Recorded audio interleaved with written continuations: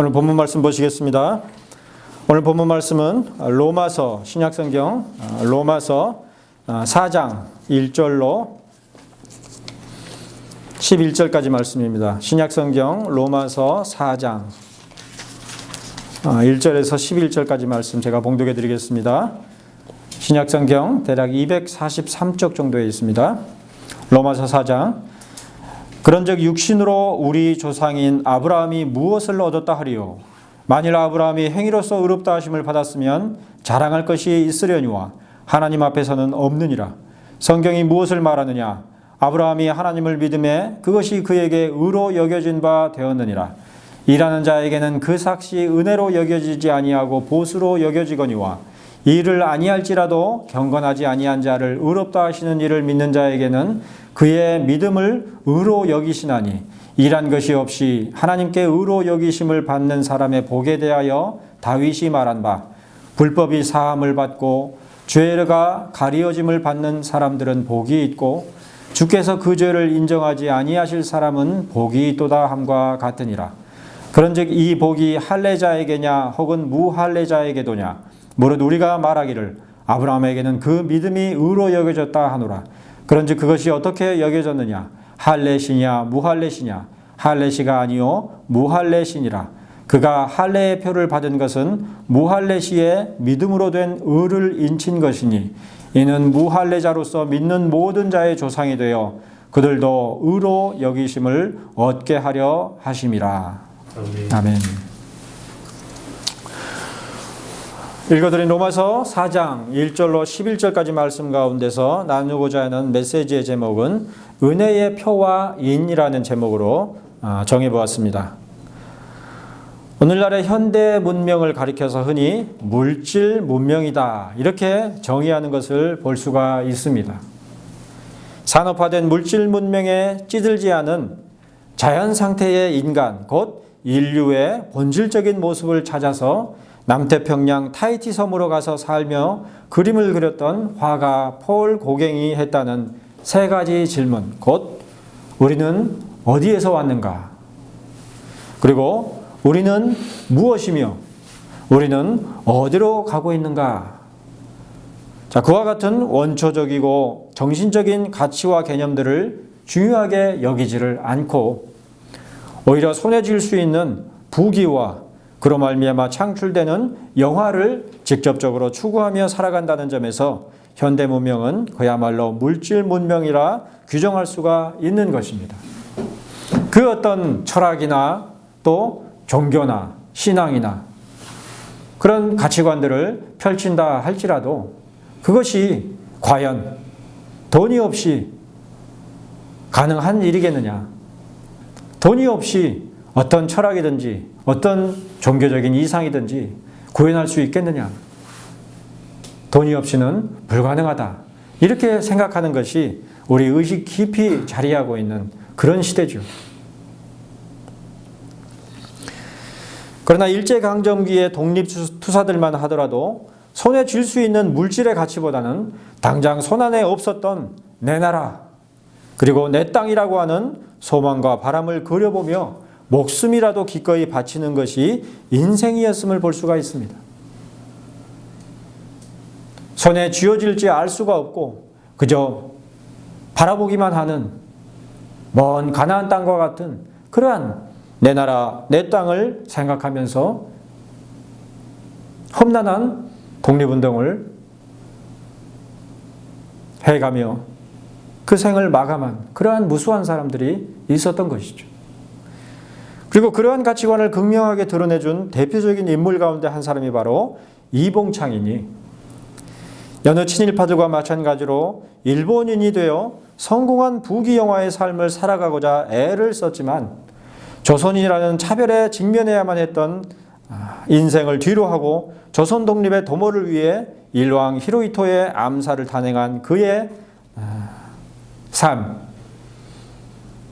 임시정부에 지원하여 이르기를 제 나이 30세입니다. 그러니까 그러니까 태어나서 30살이 될 때까지 거의 일본 사람이나 진배 없이 그렇게 살아갔던 인생을 뒤로하고 이제 30에 이르러서 상해 임시정부를 찾아가서 이르기를 제 나이가 30입니다. 앞으로 다시 30세를 더 산다고 해도 과거 반생에서 맛본 방랑 생활에 비한다면 늙은 생활이 무슨 취미가 있겠습니까?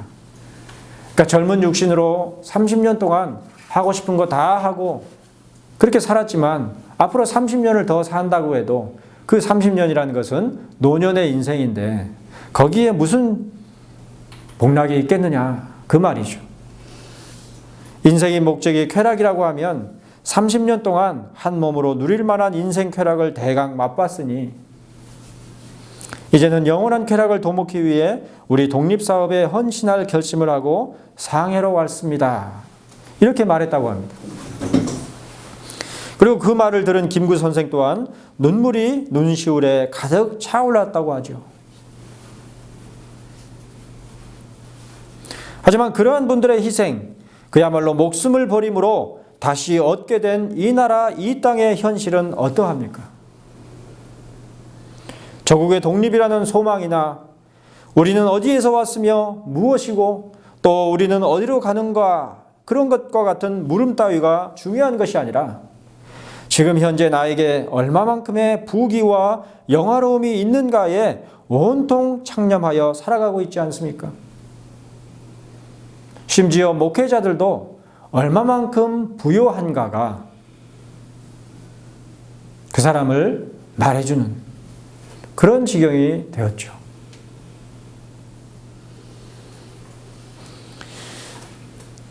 그러므로 그리스도인들조차도 믿음을 갖는 것이 그러한 부귀와 영화 혹은 그와 같은 기쁨과 평안한 삶을 누리기를 바라는 마음과 동기에서가 아니냐 그 말입니다. 그 부귀를 얻기 위하여서 믿음이라는 신앙이라는 것을 수단으로 사용하는 그런 현실인 것이죠. 바로 그러한 현실에 있어서 천국에 이르는 길이라는 말이 무슨 의미와 감흥으로 다가올지 사뭇 부정적인 짐작을 하지 않을 수가 없을 것입니다. 두 밭에 굴러도 이승이 좋다. 그런 옛 속담이 딱 우리의 현실을 정확하게 꿰뚫는 통찰이라고 할 수가 있는 것이죠. 사실 우리들에게는 천국이라는 말이 너무 막연하게 느껴지는 실정입니다. 당장에 이 땅에서의 현실과 생활을 꾸려가기에도 만만치 않으며 막막하기만 한데 천국에 대한 소망이나 기대는 그저 죽은 다음에 평안히 안식할 수 있을 때에나 필요한 것이다. 이렇게 생각하는 듯이 꾸려가는 것이 대부분의 신자들의 신앙이기도 한 것이죠.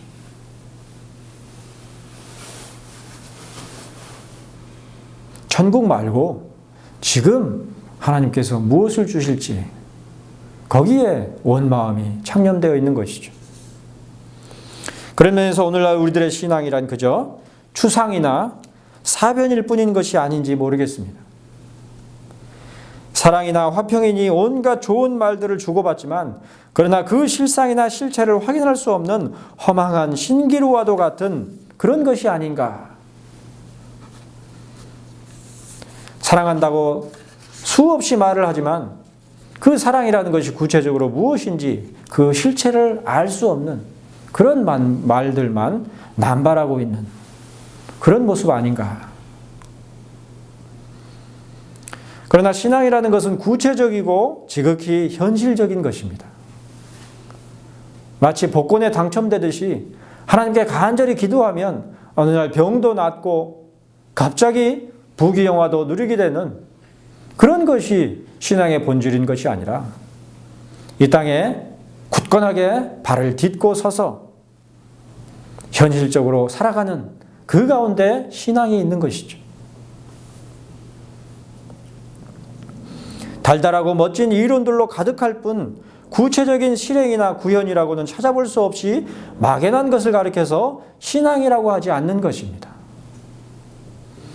마찬가지로 결코 현실 가운데서 입증할 수 없는 것, 그러므로 원대하고 달콤한 이상과 추상으로나 언급할 수 있는 것을 가리켜서 믿음이라고 말하지도 않는 것이죠.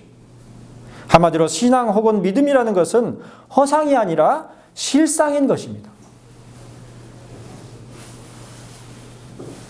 우리가 한동안 살펴본 출애굽기를 다시 기억해 보시기를 바랍니다. 출애굽한 이스라엘 자손들이 40년에 걸친 광야 생활을 뒤로하고서 이루어야 했던 젖과 꿀이 흐르는 땅은 하나의 추상적인 허상이 아니라, 미라지가 아니라 분명히 그들이 건너가 차지할 땅으로 한 시간과 한 지평에 자리하고 있었죠. 분명히 이 땅 가운데 있는 땅이었습니다.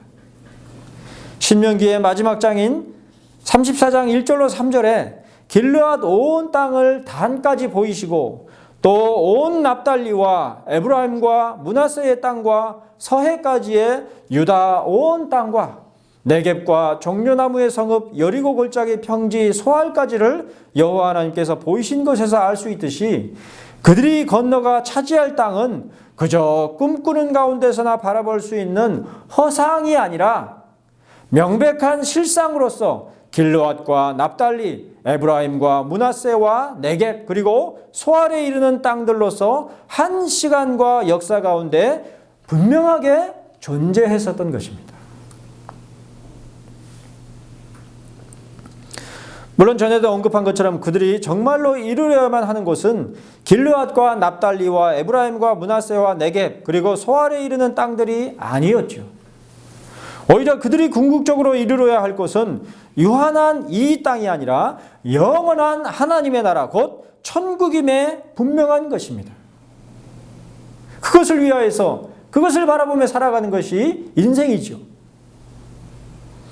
그러나 그들이 정말로 이루어야만 하는 천국은 이 지상과 철저히 괴리되고 절연된 곳이 아니었으니 하나님께서는 길르앗과 납달리, 에브라임과 므낫세와 네겝 그리고 소알에 이르는 땅들 곧 여호와 하나님께서 그들의 조상들에게 맹세하여 그들과 그들의 후손에게 주리라고 하신 땅 곧 젖과 꿀이 흐르는 땅인 가나안 복지를 통해서 그 모형으로라도 분명하게 바라볼 수가 있도록 하셨던 것입니다.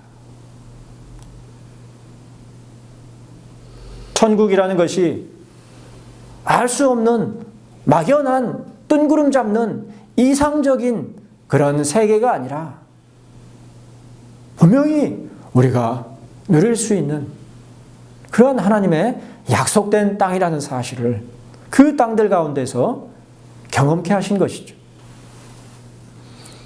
바로 그 땅을 바라보면서 우리들은 하나님께서 맹세하여 약속하신 것이 결코 추상적이고 가상적인 가상현실이 아니라는 사실을 분명하게 직시했던 것입니다.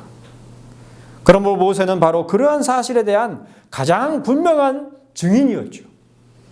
하나님께서 그 땅들을 다 보여주신 것입니다. 보아라, 내가 약속한 땅이 저 앞에 있지 아니하냐. 분명히 보았단 말이에요.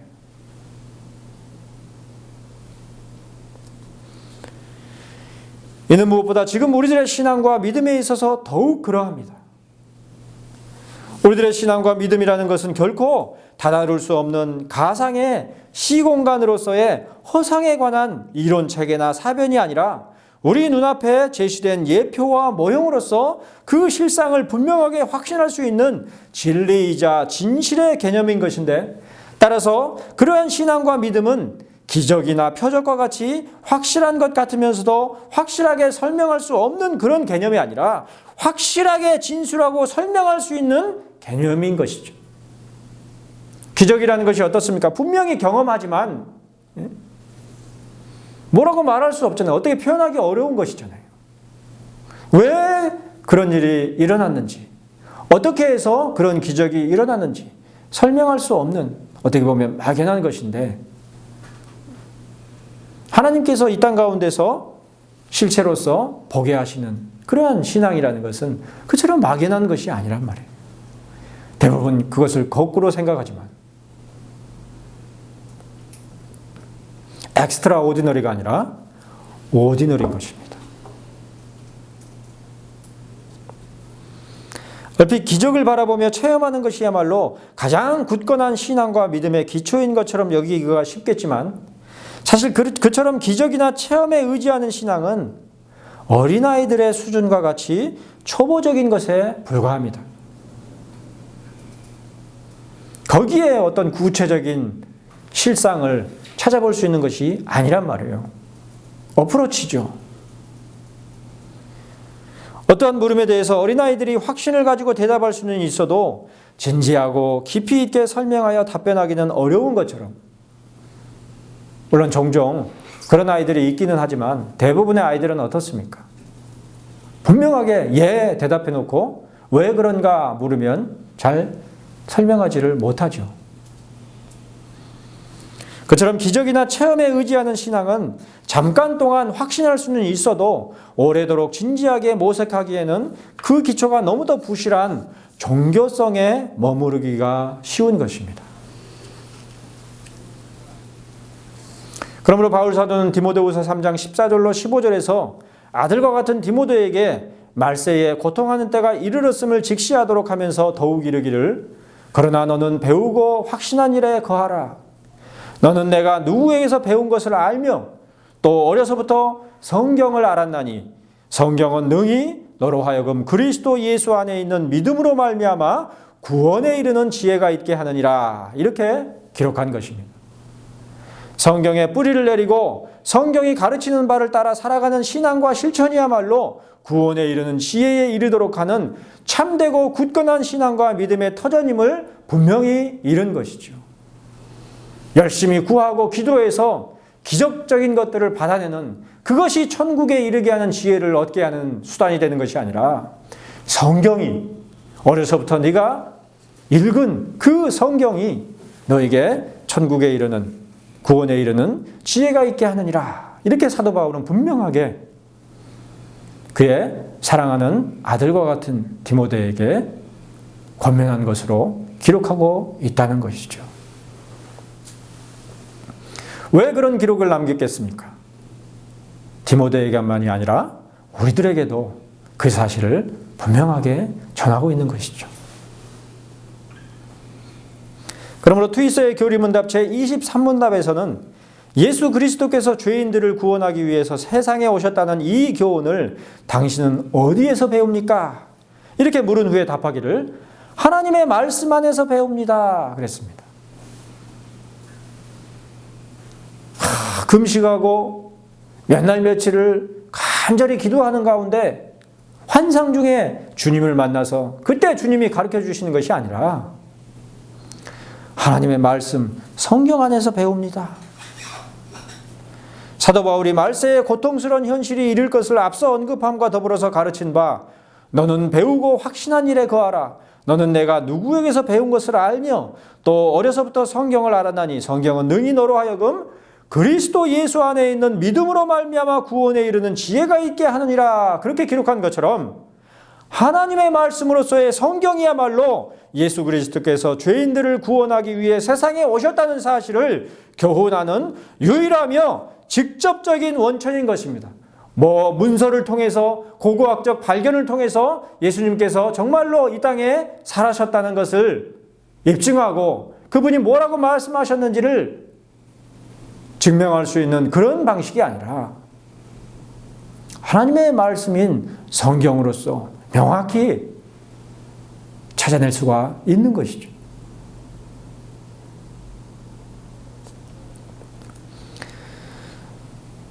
하지만 우리들은 복음에 앞서서 엄하고 구체적인 교사인 율법의 책망을 받아야만 하는 자들입니다. 율법은 사람이 준행하면 그로 말미암아 삶을 얻을, 생명을 얻을 하나님의 율례요 규례임에 분명하지만 또한 그것을 준행해 보려고 하는 자들에게 육신의 연약함만을 자인하게 하며 또한 우리가 모두 죄 가운데 태어난 자들이라는 사실을 깨우치며 직시하도록 하는 초등교사와 같은 옛 성경에서는 몽학선생이라고 그랬죠. 초등교사와 같은 그런 역할을 하는 것이죠. 그런즉 율법의 길을 걷는 것만으로는 결코 천국에 이를 수가 없는 것입니다. 왜요? 율법이 불완전해서가 아니라 우리 자신이 율법을 준행할 수가 없는 자란 말이에요. 무능력한 자인 것입니다. 우리가 율법, 곧 사람이 준행하면 그로 말미암아 삶을 얻을 하나님의 율례요 규례를 통해 천국에 이르지는 못하는 것이 무엇 때문이라 그랬습니까? 애초부터 율법은 온전한 것이 아니요 불완전하기 때문이 아니라 우리 자신의 문제라고 앞서 언급했죠.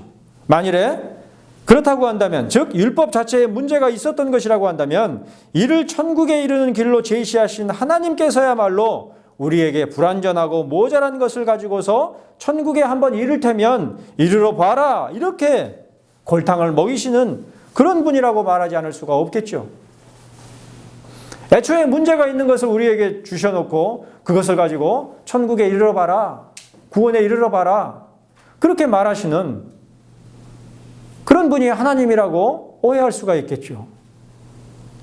그러나 로마서 8장 3절에서 사도 바울이 가르치는 바와 같이 율법을 지켜 행하는 그 길 가운데 구원을 얻으며 천국에 이르지 못하는 것은 우리의 육신으로 말미암아 연약하여 할 수가 없기 때문입니다. 우리 육신의 무능력 때문이죠. 아담 이후로 모든 인류는 하나님의 율법을 준행할 수가 없는 자들, 준행하려고 해도 준행하지 못하는 무능력한 그러한 자들인 것입니다. 애초부터 하나님께서 지킬 수 없는 율법을 주셨던 것이 아니라 우리의 본성적인 타락과 부패로 말미암아서 율법을 지킬 수가 없는 것이죠.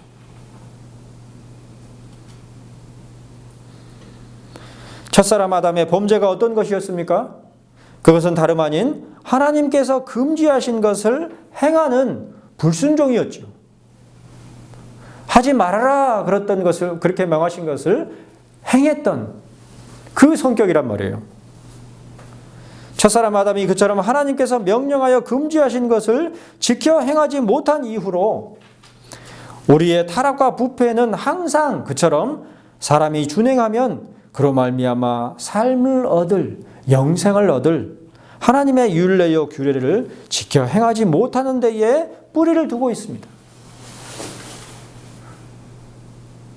율법 자체가 분명히 우리에게 은혜로운 것으로, 생명을 제공하는 것으로 주어졌지만 그것을 통해서 구원에 이르지도, 그것을 철저히 준행하지도 못하는 그러한 무능력이 우리의 본성적인 부패의 모습이란 말입니다. 바로 그것을 가리켜서 사도는 우리의 육신의 연약함이라 이렇게 말한 것이죠.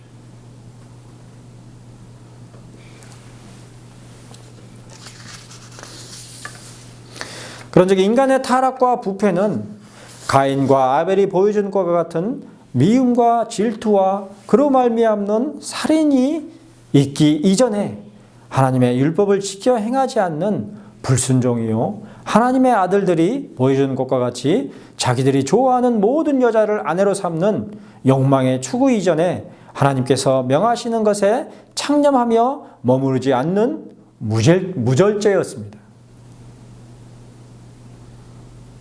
하나님께서 명하신 것에 머무르고 족할 줄을 모르는, 자기의 호기심을 쫓아서 또 자기의 욕망을 쫓아서 살아가는 그러한 것이 부패한 우리의 본성적인 모습인 것이죠. 또한 사도 바울이 이른 바 육신의 연약함이라는 것은 근력이 없어서 하나님께서 명하시는 것을 수행하지 못하는 무능력 이전에 자신이 좋아하는 모든 것을 얻고자 하는 잘못된 능력의 발현이기도 한 것이죠. 그러므로 인간은 하나님의 율법을 지켜 행하지 못할 뿐만 아니라 지켜 행하지를 않는 것입니다. 스스로도 지켜 행하지를 않죠. 온갖 핑계를 대서. 심지어 믿음이 있어도, 그리스도를 믿는 믿음이 있는 자들도 때로는 그와 같은 것이죠. 온갖 핑계로, 심지어는 복음을 핑계로 율법은 더 이상 우리를 의롭게 하지 못한다. 그리고 아무 소용이 없는 것이다. 우리는 오직 그리스도를 믿는 그리스도의 보혈의 공로만을 의지하고 그것만을 바라보는 것이 신앙의 본질이다. 이렇게 핑계하면서 영원한 도덕법으로서의 율법에 대하여서 관심도 두지 않고 그대로 살지도 않는 그런 율법 폐기론의 삶을 살아가곤 하는 것이죠.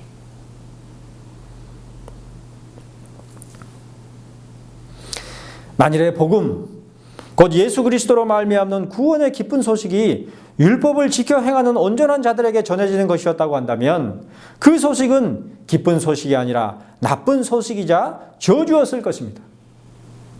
왜냐하면 우리들은 그 누구도 그런 소식을 듣기에 족할 만큼 율법을 지켜 행하지를 못하기 때문입니다. 복음이 될 수가 없는 것이죠. 하지만 예수 그리스도로 말미암는 구원의 기쁜 소식이 율법을 지켜 행하지 못하는 죄인들이었던 우리에게 전해졌으니 그것을 어찌 복음이라고 칭하지 않을 수가 있겠습니까? 디모데전서 1장 15절에 기록한 바 미쁘다 모든 사람이 받을 만한 이 말이여 그리스도 예수께서 죄인을 구원하시려고 세상에 임하셨다는 말씀이야말로 우리에게 미쁜 말씀이요 기쁜 소식인 것입니다. 하나님의 계명, 하나님의 율례를 지켜 행하지 못할 뿐더러 스스로도 지켜 행하지 않으려고 애를 쓰는 그런 죄인들을 구원하시고자 그리스도께서 오셨으니 그것을 어찌 기쁜 소식이라고 말하지 않을 수가 있으며 그것을 가리켜서 어찌 복음이라고 말하지 않을 수가 있겠냐 말이에요.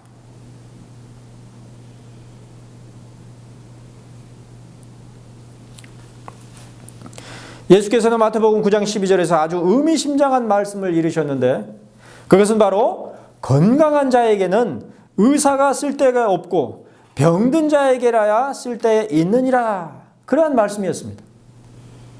바로 그 말씀과 같이 스스로를 그래도 괜찮은 사람으로 여기는 자들, 선행은 몰라도 악행을 행한 적은 없이 살아왔음을 자부하는 자들에게는 예수 그리스도로 말미암는 구원의 기쁜 소식이 전혀 귀에 들어오지 않는 것입니다. 예수의 구속이 필요치 않은 것이죠. 왜요?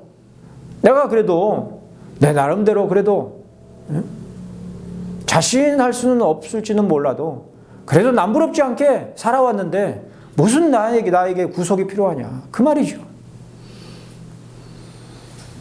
의인은 아닐지라도 죄인 또한 아니라고 여기는 한 그런 사람은 예수 그리스도에 대해 그 어떤 필요도 가지지를 않는 것입니다. 그런데 요한일서 1장 8절에서 사도는 이르기를 만일 우리가 죄가 없다고 말하면 스스로 속이고 또 진리가 우리 속에 있지 아니할 것이라 그랬습니다. 수없이 많은 사람들이 지금도 스스로를 속여 이르기를 선행은 몰라도 악행을 행한 적이 없이 살아왔으니 그래도 이 정도면 나도 괜찮은 사람이라 여기며 스스로를 속이고 있으며 그러므로 당연히 그 마음속에 진리가 거하지도 않는 것입니다.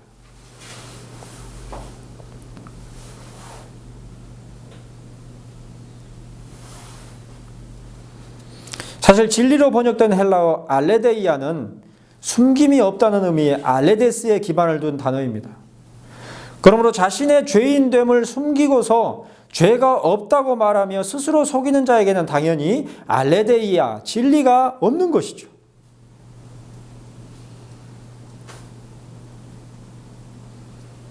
사실은 무서운 말씀이죠. 우리가 개혁신학을 얘기하고 가장 잘 개혁된 그러한 신앙의 본을 추구한다 할지라도 나는 죄 없다.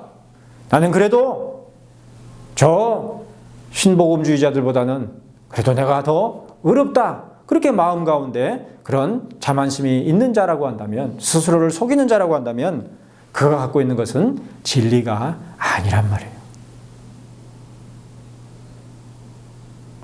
겸손치 못한 개혁신자는 개혁할 자지 결코 개혁된 자라고 말할 수가 없는 것이죠.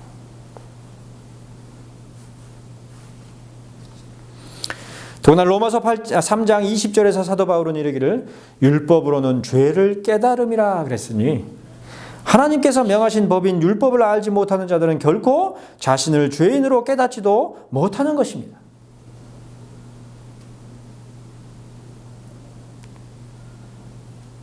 십계명에 부모를 공경하라 그랬는데 오늘날 시대에 부모를 공경할 줄 아는 자가 얼마나 돼요?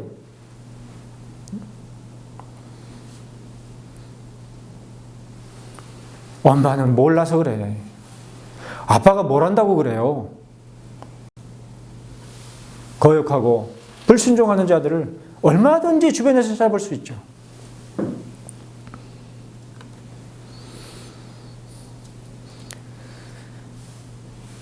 그처럼 율법으로 죄를 깨닫지 못함으로, 그리고 그렇게 해서 그 사람은 스스로 죄가 없다고 말하며 스스로를 속이는 진리가 그 속에 없는 자로서 이미 죽은 자, 반드시 죽고 말 존재인 mortal being의 분명함을 스스로 입증하는 것입니다. 죽을 날만 기다리는 그런 생이죠. 반면에 디모데전서 1장 15절에서 미쁘다 모든 사람이 받을 만한 이 말이여 그리스도 예수께서 죄인을 구원하시려고 세상에 임하셨다 하였도다라고 말한 사도는 더하여 이르기를 죄인 중에 내가 괴순이라. 이 말을 전하는 나는 의로워서 이 말을 전하는 것이 아니라 나는 사실 죄인 중에 가장 흉악한 괴수다. 그러므로 오직 그리스도만이 나에게 유일한 소망이요, 유일한 터전이다. 그렇게 말할 수가 있는 것이죠. 다른 그 어떤 사람들의 죄를 지적하며 다른 그 어떤 자들의 율법에 대한 무지와 무능력을 말하기 이전에 자기 자신의 마음속에 이미 가득 차고도 넘치게 바라볼 수밖에 없는 죄와 하나님께서 명하신 선한 계명들에 대한 무능력으로 인하여서 죄인 중에 내가 괴순이라고 말하지 않을 수가 없었던 것이죠. 하나님을 사랑하고 내 이웃을 내 몸과 같이 사랑해야 할 것인데 아무리 그렇게 하려고 해도 행하지 못하는 무능력한 그 죄된 것에 대하여서 바라보고 통탄하며 그리스도만을 찾는 그 심령 가운데 있었던 것이 바로 사도들의 고백인 것입니다. 그러므로 율법을 통해서 자신의 무능력과 죄인됨을 깨달은 사람은 곧장 예수 그리스도께서 죄인들을 구원하시기 위해 세상에 오셨던 것이라고 하는 소식을 기쁘게 들으며 그대로 예수 그리스도의 복음을 들으려고 달려가서 그 앞에서 자신의 죄와 그 죄인됨을 고백하며 회개하는 자들, 예수 그리스도의 때로 달려가서 그 발에 엎드려 조아리며 눈물을 흘리며 향유를 부어서 모든 영광을 주님께로 돌렸던 그 어떤 여인의 모습과 같이 그렇게 되는 것이죠.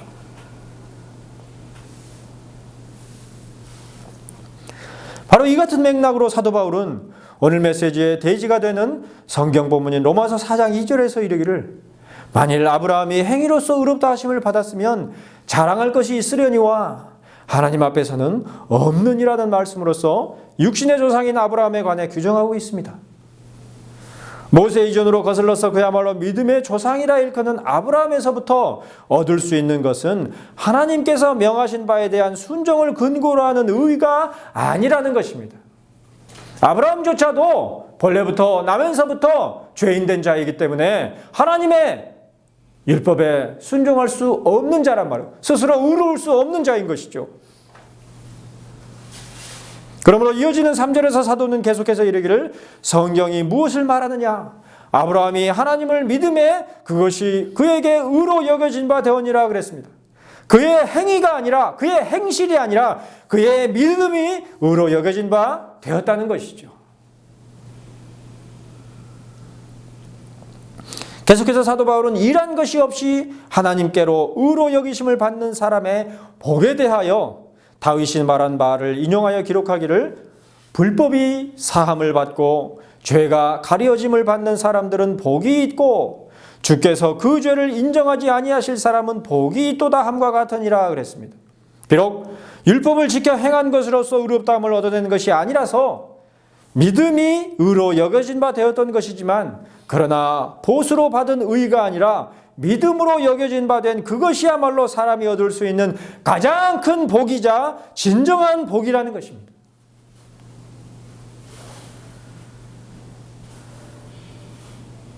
복을 내가 취할 수 있나요? 아, 저것이 복이구나. 그리고 내가 취하는 것을 복이라고 그러나요? 아니죠. 야, 쟤는 참 복도 많다.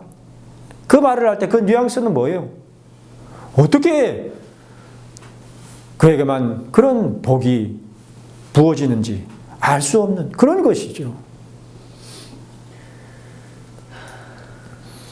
그러나 오늘날 우리 시대의 기독교 신앙에서는 과연 무엇이 복입니까?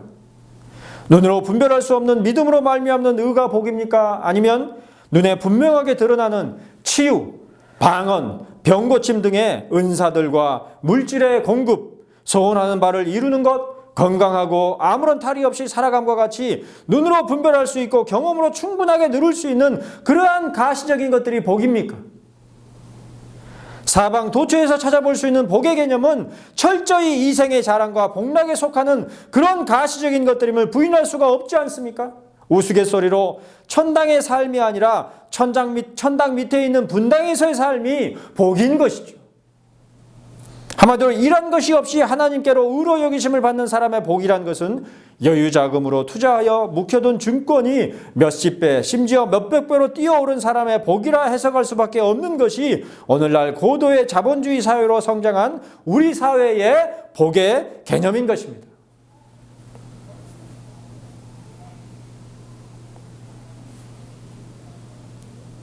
거의 한평생을 말씀에 헌신하며 살았다 하는 그 사역의 말미에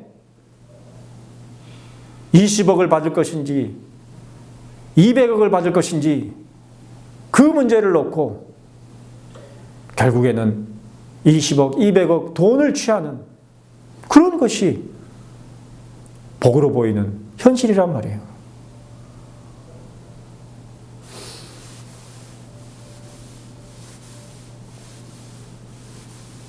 그럼 지금까지 한평생에 걸쳐서 말한 믿음이라는 것은 한순간에 아무 무가치한 것이 돼버리는 것이죠. 이러니 저러니 해도 돈이 최고가 되는 것이죠. 현실적으로. 그러한 우리의 현실의 복의 개념 가운데서 보자면 믿음으로 말미암는 의 혹은 예수 그리스도께서 죄인들을 구원하기 위해 세상에 오셨다는 성경의 가르침은 전혀 매력이나 가치를 지니지 않은 것이라 하겠습니다. 그게 무슨 의미가 있느냐? 더구나 아직 눈앞에 이르지 않은 천국에 이르는 길인 복음의 길 따위는 하나의 추상적인 개념이자 비현실적인 이상에 불과할 것이겠죠. 이 땅에서 복락을 못 누리니까 죽어서라도 어떤 복락을 누리기를 기대하면서 막연히 추구하고 바라는 그런 것이 아닌가. 그러므로 심지어 목회자들도 은퇴를 앞두고서는 곧장 천국을 바라보지 않고 은퇴 후에 누릴 휴양의 삶과 그에 필요한 응급비를 얼마로 할 것인지, 연금으로 할 것인지 아니면 일시불로 받되 그 금액을 몇 억으로 혹은 몇십억으로 혹은 몇백억으로 할 것인지 거기에 온통 창념되어 있는 지경에 이르는 것이죠.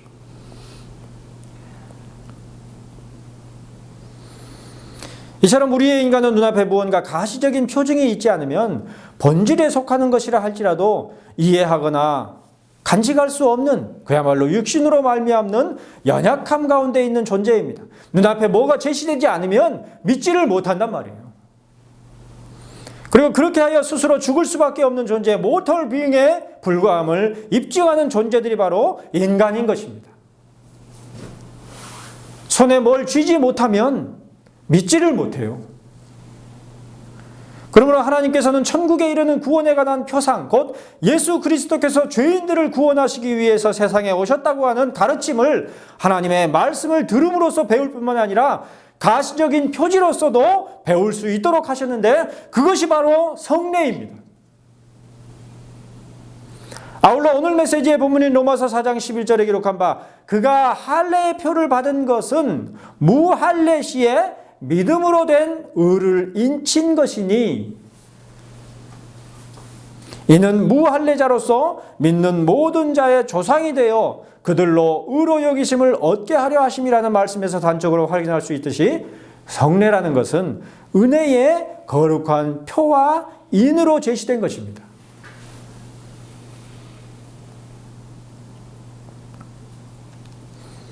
로마서 4장 4절로 5절에서 사도 바울은 믿음으로 말미암아 의로 여겨진 바 된 자 아브라함에 관하여 이르기를 일하는 자에게는 그 삭시 은혜로 여겨지지 아니하고 보수로 여겨지거니와 일을 아니할지라도 경건하지 아니한 자를 의롭다 하시는 일을 믿는 자에게는 그의 믿음을 의로 여기시나니라고 그랬는데, 이후로 그러한 복에 관하여서 시편 32편 1절로 2절에 기록한 바 다윗의 시편을 인용하며 이르기를, 그런즉 이 복이 할례자에게냐 혹은 무할례자에게도냐 무릇 우리가 말하기를 아브라함에게는 그 믿음이 의로 여겨졌다 그랬습니다.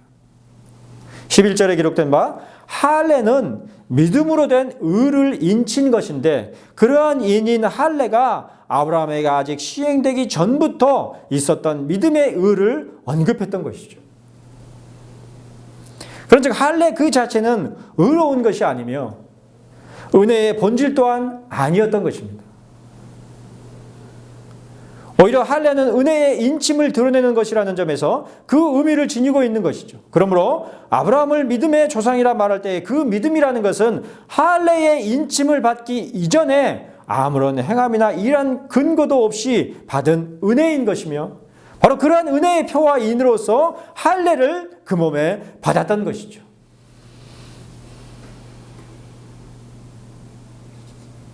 자, 그렇다면 아브라함은 왜 할례를 받아야만 했던 것일까요?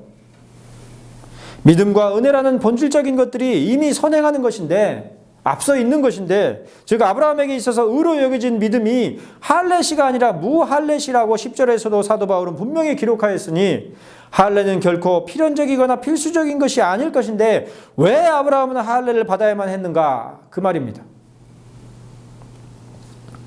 자, 이런 물음에 관련한 답을 우리들은 창세기 17장에 기록되어 있는 바 아브라함이 할례를 받는 사건 가운데서 얻을 수가 있는데, 창세기 17장 2절에서 여호와 하나님께서는 아브라함에게 이르시기를 내가 내 언약을 나와 너 사이에 두어 너를 크게 번성하게 하리라 이렇게 말씀하신 뒤에 10절에서 또한 이르시기를 너희 중 남자는 다 할례를 받으라 이것이 나와 너희와 너희 후손 사이에 지킬 내 언약이니라 이렇게 말씀하셨습니다. 그리고 또 11절에서 너희는 포피를 베어라 이것이 나와 너희 사이의 언약의 표징이니라, 표라는 말씀이죠. 이렇게 말씀하셨으니 이 사람 할례는 언약, 곧 은혜의 언약의 표로서 그리스도인으로서 그들의 몸에 그리고 인으로서 그들의 몸에 시행되어 있던 것입니다. 그러니까 은혜가 실체라는 사실을 그 할례의 표와 인 가운데서 분명하게 바라보도록 하신 것이죠. 아, 내 몸에 있는 이 할례의 표가 하나님의 그 은혜의 언약이 분명한 것을 눈앞에서 생생하게 확신케 하는 증거가 되었던 것이죠.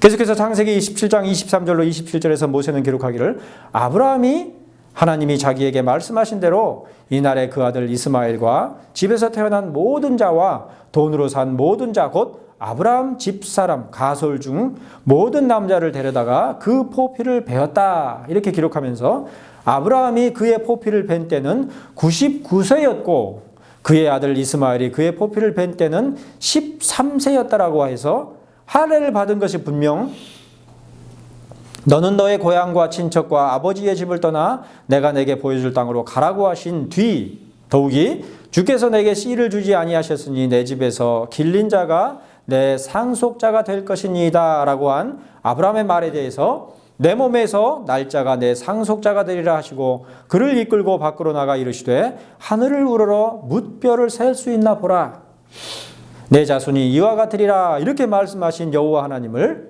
아브라함이 믿으니 이를 그의 의로 여기시고 그리고도 한참 시간에 지난 후에 99세나 되었을 때에 은혜를 얻는 언약의 표인 할례를 받았다 그랬으니 하나님께서는 할례에 근거해서 은혜를 베푸신 것이 아니라 이미 은혜를 베푸심으로 할례를 받도록 하셨음을 알 수가 있는 것입니다.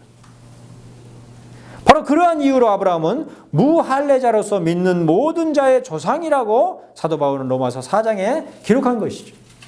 아브라함만 봐라. 99세 때에 그 은혜 언약의 표를 그 몸에 할례로 받지 않았느냐. 자, 그런데 창세기 17장 이전에 창세기 15장에서 여호와 하나님께서는 아브라함과 언약을 세울 것을 말씀하셨는데 뭇별과 같이 셀 수 없이 많은 자손과 땅을 소유로 삼게 하실 것을 말씀하신 여호와 하나님께 아브라함은 이르기를 내가 이 땅을 소유로 받을 것을 무엇으로 알리까? 이렇게 물은 것을 8절은 기록하고 있습니다. 당장에 이스마엘조차 하나님께서 언약하신 후손이 아니라고 한다면 이제 100세를 바라보는 이 나이에 무슨 자손을 얻을 소망이 있는가?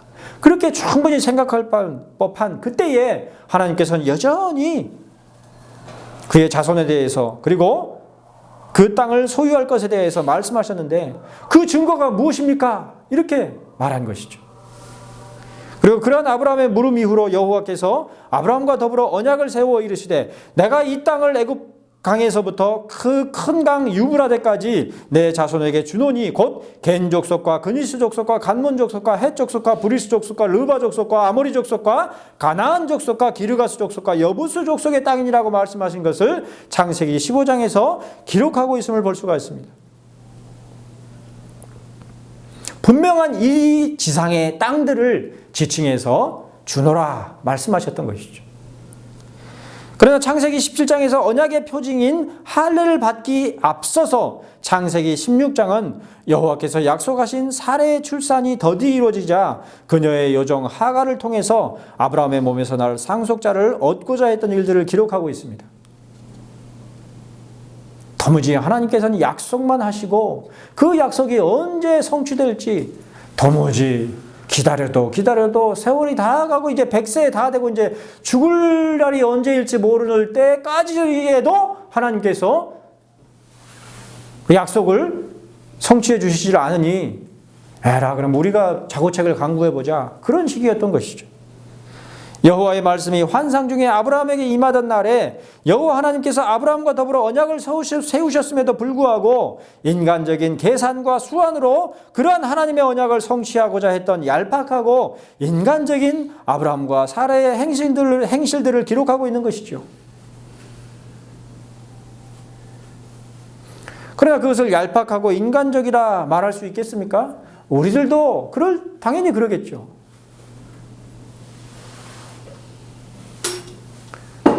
하나님의 말씀에만 창념하고 개혁된 신앙으로서의 개혁신학의 진리만을 온전히 탐색하다 보면 하나님께서 교회를 이루게 하시고 교회를 세우셔서 굳건하게 이루어 주실 것이다. 그러한 믿음을 가지고 사역을 해도 그때가 언제일지 여전히 막막하고 아무런 소망도 없는 것 같은 그런 사역의 길을 가고 있는 자들이 얼마나 많으냐 말이에요. 아브라함과 같은 것이죠. 그러니까 인간적인 방법으로 이 땅에 사는 동안에는 재물이 수단이 될 수밖에 없구나. 이용자를 얻어서라도 좀 예배당을 좀 넓혀볼까. 그런 방법을 모색하곤 하는 것이죠.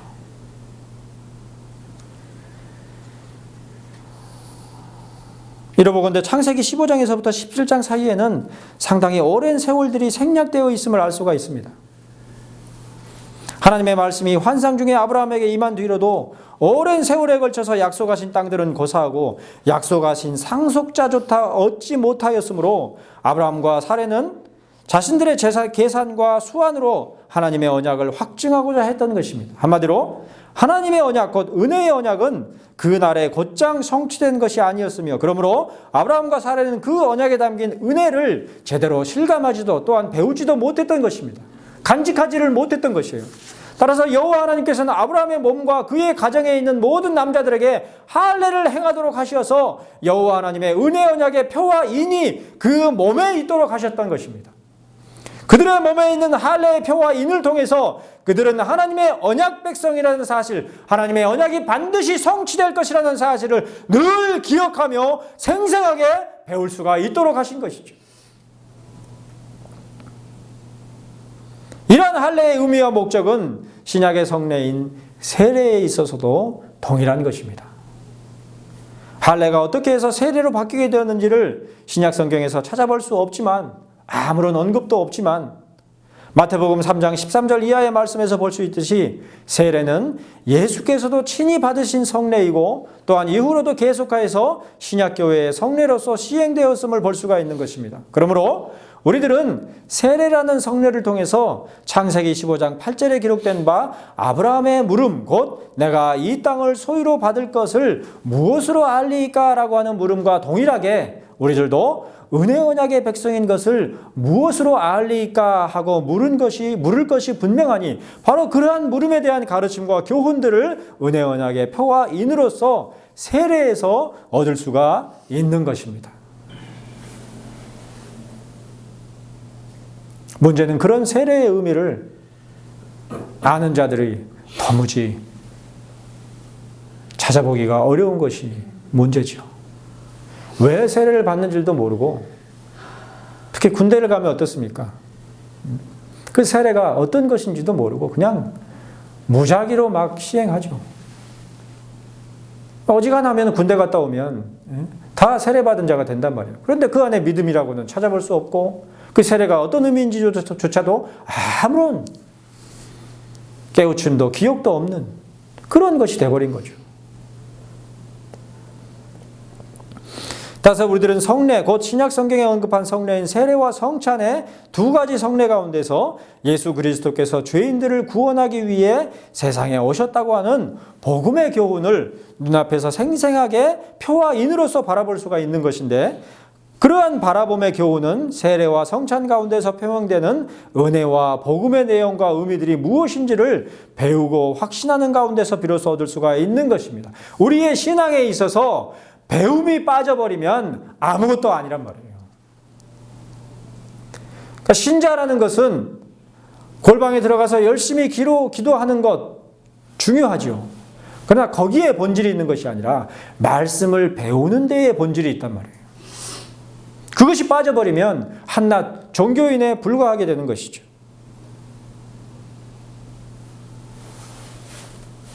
하지만 오늘날 우리들의 신앙의 교훈들과 그 안목들이 과연 세례와 성찬이라고 하는 성례들 가운데 예수 그리스도께서 죄인을 구원하기 위해 세상에 오셨다고 하는 복음과 은혜 언약의 내용들을 바라보고 있는가? 세례는 일생에 한 번 행하니까 그럴 수 있다 치지만 비교적 자주 행하는 성례인 성찬은 어떻습니까? 로마 가톨릭의 화채설과 거의 다를 것이 없이 시행되죠. 그 성례에 담긴 의미들과 교훈들에 대하여서 성찬에 어떻게 해서 예수 그리스도께서 죄인들을 구원하기 위해 세상에 오셨다는 그러한 진리가 내포되어 있는가? 그것을 전혀 알지도 못하고 깨우치지도 못하는 그런 가운데 화채설과 다름이 없는 그런 성찬에 참여하는 것이 여전한 현실이죠. 성례 가운데서 천국에 이르는 두 가지 길, 곧 율법의 길과 복음의 길 가운데 제시되어 있는 구원의 기쁜 소식을 실감하며 바라보고 있는지를 스스로 점검해 보아야 할 것입니다. 그러한 안목과 배움이 없으므로 우리들의 신앙이 그저 추상이나 사변과 같이 공허하고 무의미한 것일 뿐이 아닌지 그 누구를 바라보고 견주는 것을 통해서가 아니라 우리 자신의 신앙과 자기 자신의 신앙과 안목을 스스로 점검하며 보완하는 결의에 찬 신앙. 바울 사도가 디모데후서 3장 14절로 15절에 말세에 고통하는 때가 이르렀음을 직시하며 더욱 이르기를 그러나 너는 배우고 확신한 일에 거하라. 너는 내가 누구에게서 배운 것을 알며 또 어려서부터 성경을 알아나니 성경은 능히 너로 하여금 그리스도 예수 안에 있는 믿음으로 말미암아 구원에 이르는 지혜가 있게 하느니라고 한 것을 마음 가운데 기억하며 그러한 하나님의 말씀들과 더불어서 눈앞에 보이도록 그 말씀이 막연한 추상이 아니라 구체적이라는 사실을 눈앞에 보이도록 시행하는 은혜의 표와 인으로서의 성례 가운데서 더욱 실제적인 가르침과 교훈들을 얻는 참된 믿음의 자손들이 다 되시기를 간절하고 진실한 마음으로 권하며 교훈하는 바입니다. 기도하시겠습니다. 아버지 하나님, 오늘도 우리 손에 들려주신 말씀 가운데서 하나님께서 여전히 우리에게 권면하시며 교훈하시는 바가 무엇인지를 상고해 보았습니다.